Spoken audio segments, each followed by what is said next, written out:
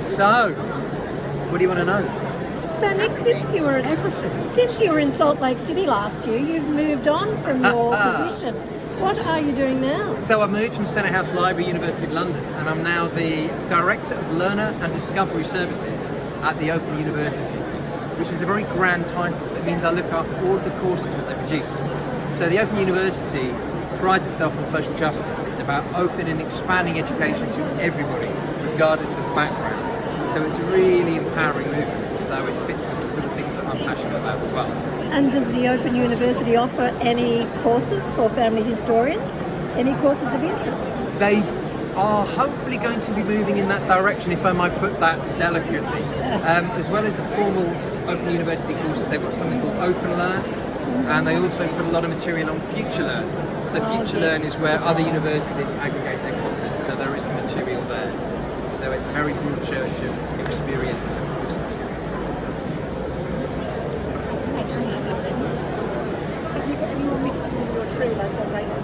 My great uncle, so for those who don't know, my great uncle turned out to be a Soviet spy, which was all a little bit disconcerting, particularly for my uncle who could remember him growing up. I do have another one, my grandmother. Now she was illegitimate, born in what we thought was Antwerp in 1911, but no baptism record whatsoever. And then with the help of a group of academics who were looking at a range of Belgian refugees, we discovered that she was born a little bit further up the coast in Knokke, which gave us her mother's name and her father's name.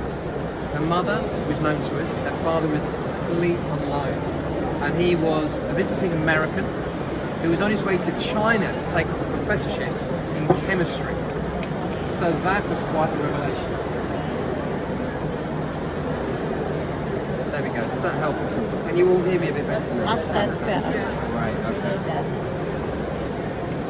I'll do a handheld. That's much easier. So, we've got a known mother, we've got a father whose surname was Fuller, which led me into a long line of research in America where he was originally based to find out he was a Mayflower descendant, which was utterly fantastic. If only that were true.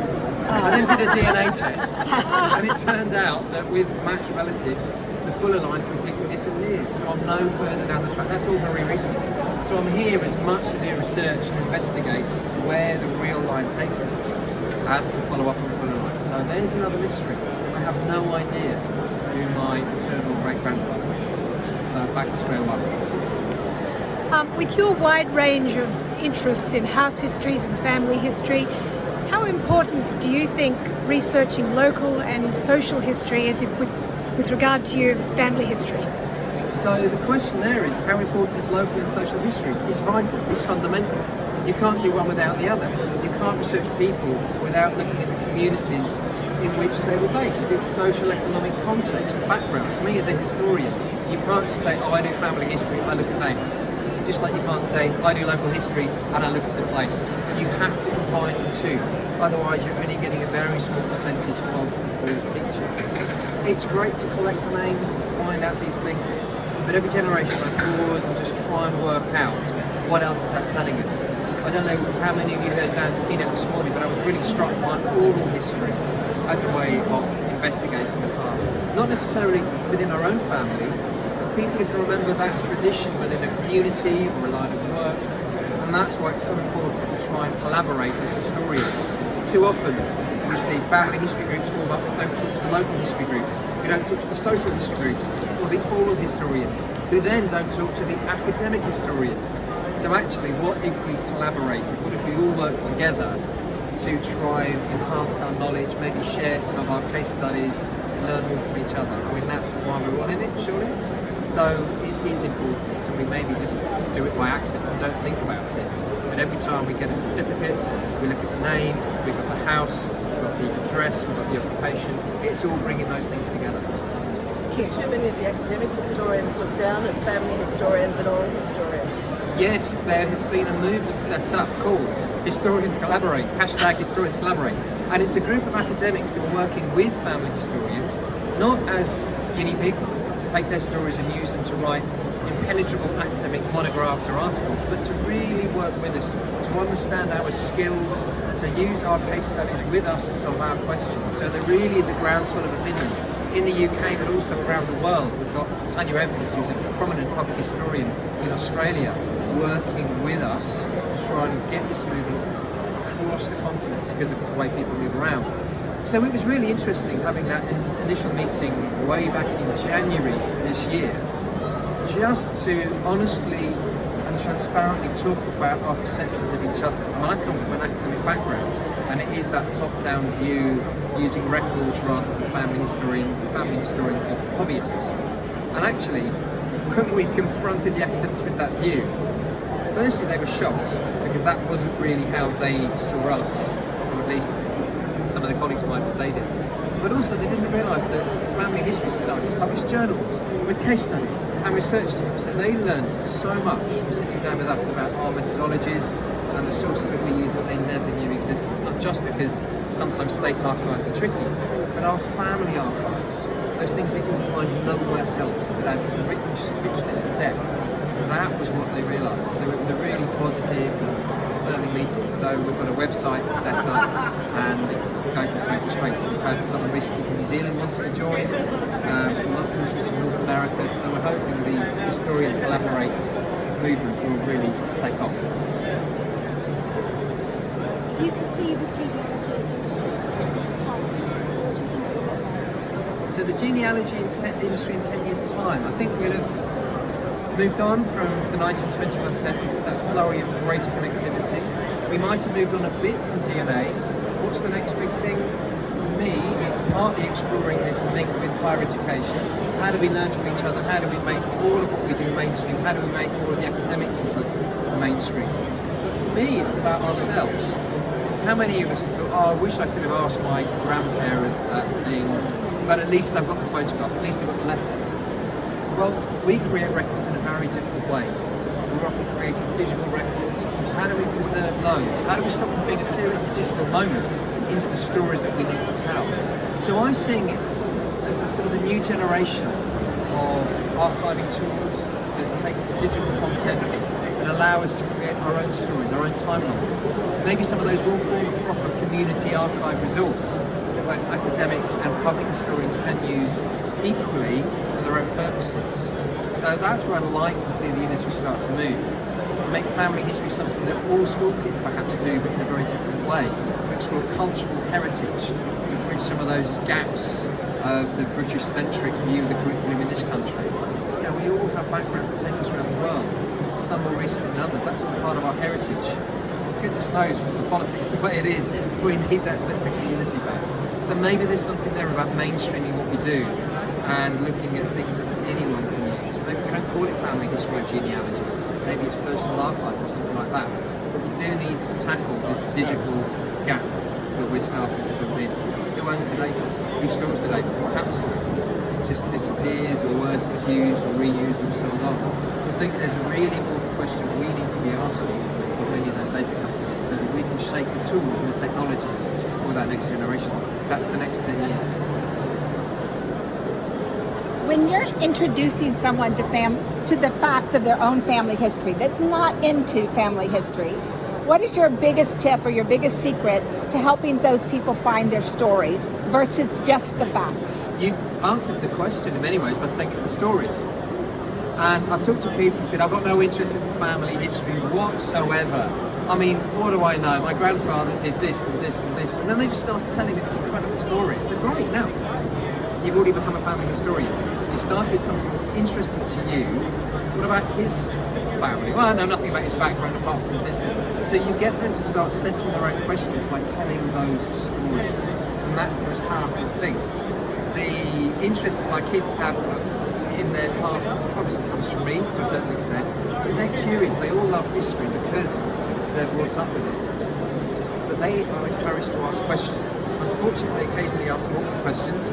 So one of my daughters said, "What did you do in the Great War, Daddy?" I was like, "The Great War?" Thanks for that. I was busy with the dinosaurs then. Yeah, exactly. Yes. I dodged the meteorite. It was even worse. My mum, when they did the Boer War, they started asking her questions as well. So 19th century, maybe not. But it is about storytelling.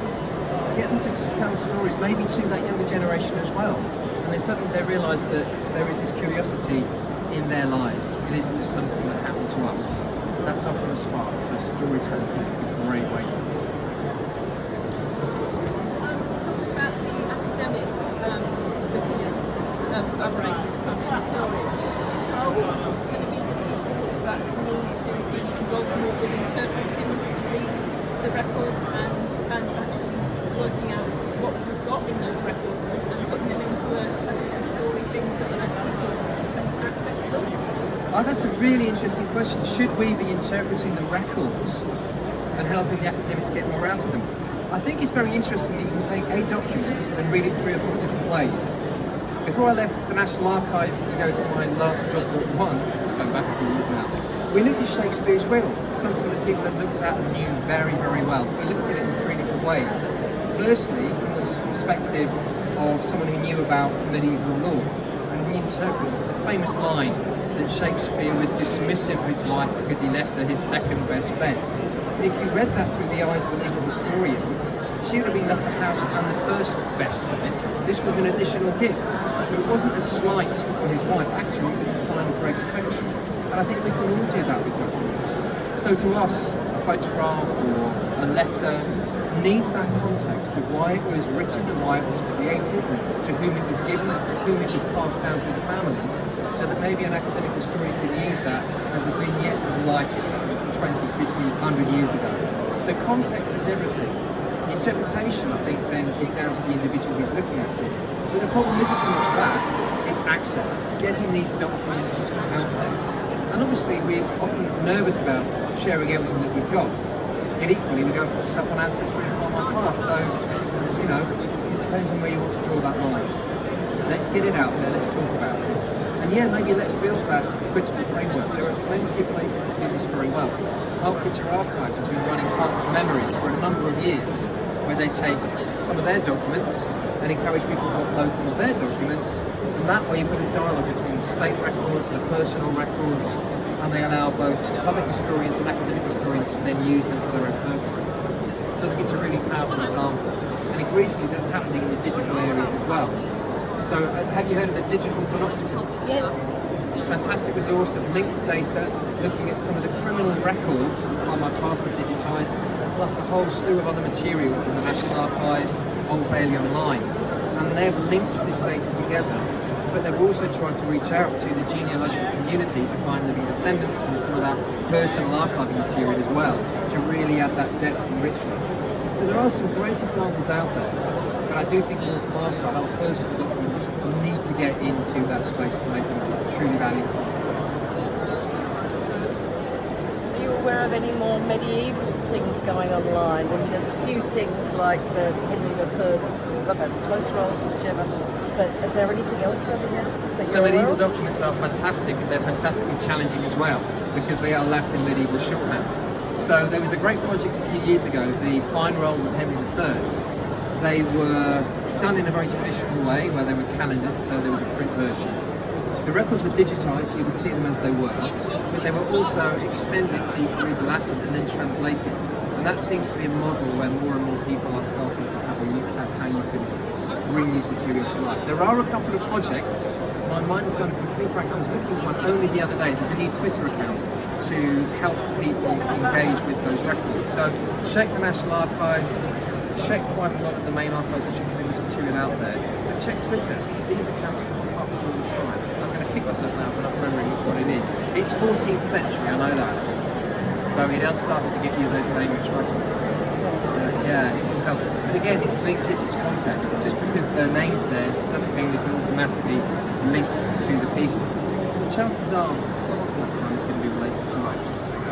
So maybe it's a jumping off point looking at the Norial record and some of the other materials out there. Is there a future for crowdsourcing personal archives in our industry?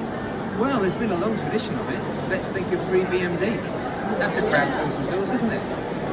Double, triple entry transcription records, often cited as the most accurate way of transcribing birth, marriage, death indexes from 1837 onwards. So there's a lot of it out there. I think some of the challenges are around accuracy. Volunteer communities come and go. So there have been some great examples. Yes, I think there's a place. A lot of the work that Paul Carter has done with oral records, I think, is a really great way.